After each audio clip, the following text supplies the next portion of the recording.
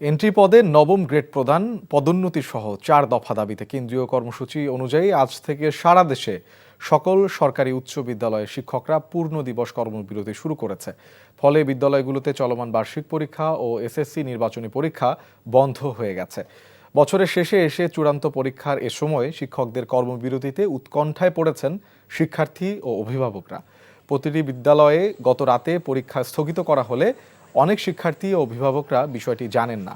ফলে সকাল থেকে শিক্ষার্থীরা বিদ্যালয়ে গিয়ে শিক্ষক ধর্মঘটের কথা শুনে হতাশা প্রকাশ করেছেন।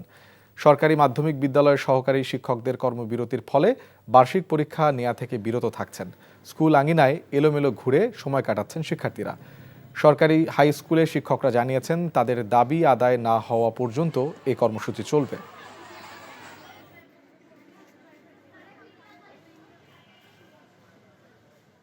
শুধুমাত্র সরকারি মাধ্যমিক দীর্ঘদিন ধরে অবহেলার শিকার। হঠাৎ স্কুলে আসে দেখছি আজকে পরীক্ষা নাই, স্থগিত করছে। স্কুলে এসে দেখি যে স্যারেরা ধর্মঘট করছে, এতে পরীক্ষা বন্ধ হয়ে গেছে। দর্শক, উচ্চ মাধ্যমিক পর্যায়ে শিক্ষকদের কর্মবিরতির বিষয়ে জানতে এখন যাচ্ছি রাজশাহীতে। সেখানে আছেন আমাদের সিনিয়র করেসপন্ডেন্ট সাজু। সাজু, শিক্ষকদের কর্মবিরতির ফলে বার্ষিক পরীক্ষা নিয়ে শিক্ষার্থীরা কি বলছেন?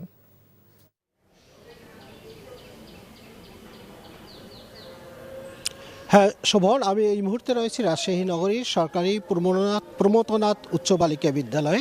তো এই বাংলাদেশ সরকারি শিক্ষক সমিতি তারা যে আজকে থেকে কর্মবিরতি শুরু করেছে এবং কর্মবিরতির ফলে যে পরীক্ষা বন্ধ হয়ে গেছে এই বিষয়ে আপনি যে বিষয়টি জানতে ছিলেন, আমি এখানে এসে কোনো অভিভাবককে পাইনি, কোনো শিক্ষার্থীকে পাইনি। তবে আশপাশে যে সব অভিভাবক রয়েছে তাদের সাথে আমি কথা বলেছি। তারা বলেছে যে এই বার্ষিক পরীক্ষার মাঝামাঝিতে এসে হঠাৎ করে পরীক্ষা বন্ধ হয়ে যাওয়া তাদের শিক্ষার্থীদের তাদের যে ছেলেমেয়েদের সেই শিক্ষা জীবন একটা অনিশ্চিত অবস্থা পড়ে গেছে। কারণ শিক্ষকদের যে কর্মবিরতি তারা প্রথমে বলেছে শুধু আজকের জন্য কর্মবিরতি। তবে আমি শিক্ষকদের সঙ্গে কথা বলে যেটা জেনেছি যে 4 দফার যে দাবি সেই দাবি পূরণ না হওয়া পর্যন্ত তাদের এই কর্মবিরতি চলবে।